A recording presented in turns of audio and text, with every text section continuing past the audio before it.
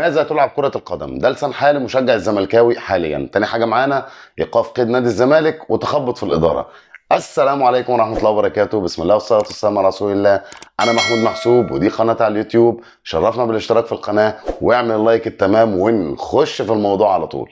النهارده بس اتاكدت ان قرار الزمالك بالانسحاب من السوبر المصري في الامارات قدام الاهلي هو كان القرار الصحيح بنسبه مليار في الميه بالنسبه لنادي الزمالك، لان شويه العقوبات وشويه النوش وشويه الافلام الهندي اللي هتطلع من اتحاد الكوره بالنسبه للعقوبات على نادي الزمالك والتحفيل على نادي الزمالك بالنسبه للانسحاب هو اهون مليون مره من ان الزمالك يروح يلعب وهو بالمستوى ده. الزمالك بيقدم ضحك يا اخوانا دلوقتي حاليا، ولو كان راح للاهلي بالضحك اللي هو بيقدمه ده كان طلع بسكور فضيحه من هناك. والله الموضوع ملوش علاقه بان انا اهلاوي وكده وان انا عايز استفزك كمشجع حبيبي واخويا وصاحبي والكلام من ده. انا ما بغلطش في حد ولا عايز اكسب حد او حد يبقى موجود معايا في القناه علشان مستنيني او بيشترك معايا في القناه علشان مستنيني او مستني ان انا اشتم في حد زملكاوي والكلام من ده علشان هو ده اللي هيعجبه. لا، انا ما عنديش الكلام ده ومش اخلاقي الكلام ده. انت بقى بالنسبه لك لو انت عايز الاسلوب ده هتلاقي ناس كتير بالاسلوب ده موجوده. واحد يطلع يقول لك اصل انا زملكاوي ولو الزمالك خسر انا هحلق شعري، وتلاقيه بيطلع يحلق شعره علشان يركب الترند او علشان يزود عدد المشاهدات والمشتركين. واحد تاني يطلع بعد ما الزمالك يخسر يحط دقيقه على وشه ويفضل يتفتف في الفيديو. يعني اسلوب ساخر، يعني اسلوب مش محترم بالنسبه للمتلقي. فانا بتكلم باحترام بالنسبه للمشجع صاحبي وحبيبي، بالنسبه للاداره وبالنسبه للكلام من ده وبالنسبه للعيبه. فاللعيبه دي كلها اهلي زمالك، الناس دي موظفين، الناس دي شغاله بتاخد فلوس. فانت من حقك انت كراجل بتنتمي للنادي ده او بتشجع النادي ده او بتحب النادي ده ان انت وانا لو مش موجودين الناس دي مش تبقى موجوده. الناس دي موجوده عشانك انت وعشاني انا بس. فانت تقدر تنتقده هو بدون قله ادب وبدون تجاوز. اما بالنسبه للي عايز تجاوز فانا اسف مش هقدر اقدم تجاوز والله، ولا هقدر اغلط في حد. ممكن نحفل على الموضوع بشويه سخريه تناسب الوضع الحالي، اهلي او زمالك. الزمالك النهارده كسب بروكسي 3-2 بشق الانفس واترحم من فضيحه الخساره علشان بروكسي كان هينضم لبني عبيد والانديه اللي دايما او الفرق الصغيره اللي دايما بتلعب في كاس مصر وبتلعب قدام الزمالك وبتعمل ماتشات عالميه وبتقصي الزمالك دايما من بطوله كاس مصر. رغم ان الزمالك النهارده كان بيلعب كامل العدد بمعنى الكلمه، وكان ناقص من عنده بس هو احمد سيد زيزو. اما بالنسبه لباقي السكواد فباقي السكواد قاعد معاك على الدكه، انت نزلته الشوط الثاني. وطلع علينا المدير الفني النهارده خوان كارلوس اوريو، انا مسميه اوريو، خوان كارلوس اوريو النهارده، وقال ان يعني طلع بعد الماتش في المؤتمر الفني وقال ان شباب نادي الزمالك النهارده قدموا ماتش كويس جدا قدام بروكسي. وده طبعا عشان يداري على الاداء بتاع الفريق وعلشان يداري اكتر على الخطه اللي كانت معموله للفريق النهارده، اللي محدش كان فاهم النهارده. لو هو بيفهم بس 1% كوره محدش كان يقدر النهارده يطلع خطه نادي الزمالك في اللعب. يلا ناخد الكوره وعلى الله، يلا ناخد الكوره وعلى الله. طب الكوره اللي جايه علينا على الله برضه. نيجي بقى نقول هو عواد وعبد الغني والمسلوسي ودونجا وشبانه ورؤى وشيكابالا ومصطفى شلبي وابراهيم نضاي وسيف الدين الجزيري، واخيرا وليس اخرا نجم الشباك ونجم مصر الاول البرنس سامسون ايكينولا. هم دول ناشئين؟ يعني هم دول الناشئين اللي انت كنت بتلعب بيهم النهارده؟ حد قال لك من الاداره ان اللعيبه دي ناشئين؟ يعني انت شيكابالا اللي عنده حاجه و30 سنه ده ناشئ، مصطفى شلبي ده ناشئ، عواد 34 ولا 33 سنه ده ناشئ، المسلوسي ناشئ. مين اللي ضحك عليك وقال لك ان الناس دي ناشئين؟ ومين اللي قال لك اطلع في المؤتمر الفني قول الكلمتين دول علشان تهدي الدنيا شويه؟ اغلب الاسماء اللي قلناها دي كلها صفقات جت نادي الزمالك، والمفروض ان اللعيبه دي جايه علشان ترفع نادي الزمالك اكتر من اللي هو كان فيه، لان الزمالك قعد فترتين قيد موقوف ومع ذلك خد الدوري مرتين ورا بعض. والزمالك كان بيمر بحاله ان اللعيب اللي بيتصاب ملوش بديل، ومع ذلك الزمالك كان بيأدي على الرغم من انك انت جبت 11 او 12 صفقه وقعدت تقول انا جبت وعملت وسويت، واللي الخطيب كان داخل قدامه انا خدته. الخطيب خد مروان عطيه بس، وانت قلت الخطيب لبس مروان عطيه او النادي الاهلي لبس مروان عطيه، وانا جبت مصطفى شلبي وجبت ابراهيم نضاي وجبت مش عارف مين وجبت مش عارف مين. قعدت تعد في 12 صفقه. طلعوا علينا هزازين رؤوس في قناه نادي الزمالك وقالوا ان مروان عطيه دونجا برقبته، دونجا برقبه 4 زي مروان عطيه، وكان قبلها دونجا برقبه طارق حامد، وكان قبلها دونجا امام عاشور برقبه فرجاني ساسي، وكان قبلها مصطفى محمد برقبه مش اي كلام في اي كلام. المهم ان دي الصفقات اللي جت نادي الزمالك علشان تسنده. اسنده ويسعدك. بروكس النهارده عمل ماتش عالمي على الزمالك، او عمل ماتش كويس بالنسبه لامكانياته رغم ضعف امكانياته بتاعه الفريق، واللي تقريبا القيمه التسويقيه بتاعه الفريق كلها تقريبا بثمن الحاج سامسون ايكونولا، الا ان بطل ماتش النهارده هو الحكم وليد عبد الرازق او وليد عبد الرزاق ايا كان اسمه. الحكم اللي خساره فيه كلمه حكم النهارده.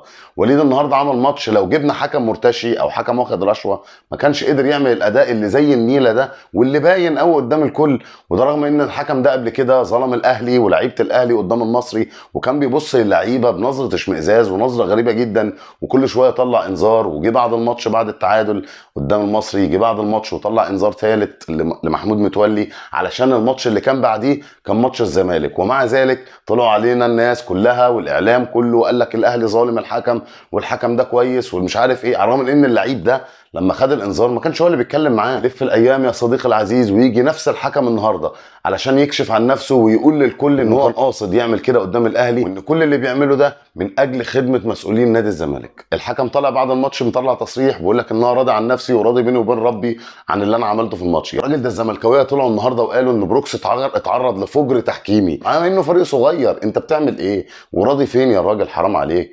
مش كده يا وليد النهارده ما كانش عنده ضمير في ضربتين جزاء لنادي بروكسي يخلصوا الماتش النهارده وينهوا الماتش وينهوا يعني امال نادي الزمالك في ان هو يعرف يرجع للماتش. وده حق للفريق، يعني حق مكتسب للفريق. انت مش بتديله حاجه من عندك او بتديله حاجه من جيبك او بتمن عليه. وعلى فكره الحكم النهارده كان سيء في كل القرارات اللي ضد للزمالك او لنادي بروكسي. الحكم كان مش موجود النهارده. كان في تدخلات من نادي بروكسي تستحق الانذار ما عملش حاجه، كان في تدخلات من نادي الزمالك تستحق الانذار، ضربه جزاء وطرد وحاجه. يعني الحكم مش موجود في الملعب، الحكم جاي هو بس يروح باصص اللعيبه كده. الحكم كان مركز بس النهارده في ان هو عمال يبص للعيبه دي باستحقار. انا مش فاهم يعني انت تبص لكل اللعيبه باستحقار، انا مش فاهم ليه؟ يعني على ايه؟ يعني على ايه؟ انت راجل بتكمل المنظومه، انت مش راجل مدير المنظومه على الناس دي يعني، ولا كأن اللي في الملعب دول حراميه وانت رئيس مباحث، او ان اللي في الملعب دول شغالين عندك. المهم ان في اخبار بتقول ان لجنه الحكام هتوقف الحكم ده لنهايه الموسم، وده اللي انا اتمناه شخصيا. عندي رساله اخيره للعيبه الزمالك النهارده بعد ماتش بروكسي. هو انتوا بتلعبوا كوره ليه؟ يعني ايه الهدف من انك انت تقعد تجري ورا الكوره ال 90 دقيقه؟ ليه يا حبيبي تقطع نفسك ومرمط نفسك ورا الكوره وقطع صحتك ورا الكوره وانت اصلا في النهايه؟ لان لو سالتك بتلعب ليه هتقولي معرفش. يعني ايه الهدف من جري ورا الكوره؟ هل انت عندك طموح؟ طب طموحك ده مقتصر على انك تكسب الماتش ده بس، ولا طموحك في انك انت تعدي البطوله او تاخد البطوله؟ طب هو طموحك ده بس؟ انا عندي طموح، يعني انا نفسي مثلا يكون معايا مليار جنيه. طب المليار جنيه دول اللي انا هجيبهم دول هقعد في البيت واحط ايدي على خدي كده واستنى المليار جنيه يجولي؟ لا، لازم تشتغل، لازم تشتغل وتتعب وتجتهد وتعمل وتعمل وتعمل علشان توصل لطموحك او توصل لهدفك. يعني انتوا بقى في ايه الهدف من لعب كره القدم بالمنظر ده؟ ايه هو الهدف؟ طب الزمالك النهارده لو كان خسر من بروكسي وخرج من بطوله الكاس كنا هنلاقي قناه الزمالك وسياده الموسيقار طالع علينا بيقول لنا ان سبب الهزيمه هي اتحاد الكوره واللي عملته اتحاد الكوره والاهلي وممدوح عباس والخطيب وشله ممدوح عباس ومش عارف ومين وهاني العتال وهاني شو اللي هو الكرو او الكاست اللي انت بتسمعه كل مره ده، هو ده كان هيبقى السبب. ورجع الساعات خطيب. انا بقى عند رجع الساعات خطيب هنا عندي سؤال بالنسبه لموضوع الساعات ده. هنفترض مثلا ان الخطيب واخد الساعات دي، هو لو الخطيب رجع الساعات دي الزمالك هيتصلح حاله وهيرجع يفرتك الدنيا على طول اول ما يرجع الساعات؟ وتاني حاجه معانا وهي ايقاف القيد بالنسبه لنادي الزمالك. النهارده صدر حكم على نادي الزمالك بسبب اللاعب اتشمبونج، سداد 180 الف يورو مع فايده 5%، والموضوع ده هيتطبق من 23 12 2022 يعني تقريبا سكه 6 شهور. واذا لم يسدد الزمالك المبلغ خلال 45 يوم هيتعرض لايقاف القيد لثلاث فترات متتاليه. مين المسؤول عن المستوى الاداري اللي وصل ليه نادي الزمالك في الفتره الاخيره او في السنوات الاخيره، على الرغم من ان هو كان واخد الدوري سنتين ورا بعض؟ ده برضو ما يمنعش ان كان في تخبط في الاداره. بص انت عارف وانا عارف الزمالك صفر حاليا، صفر اداره و10 من 10 في اخدان اللقطه. يعني كل اللي قاعدين على الكراسي في نادي الزمالك اهم حاجه عندهم ازاي ناخد اللقطه ونستفيد ماديا بس من نادي الزمالك.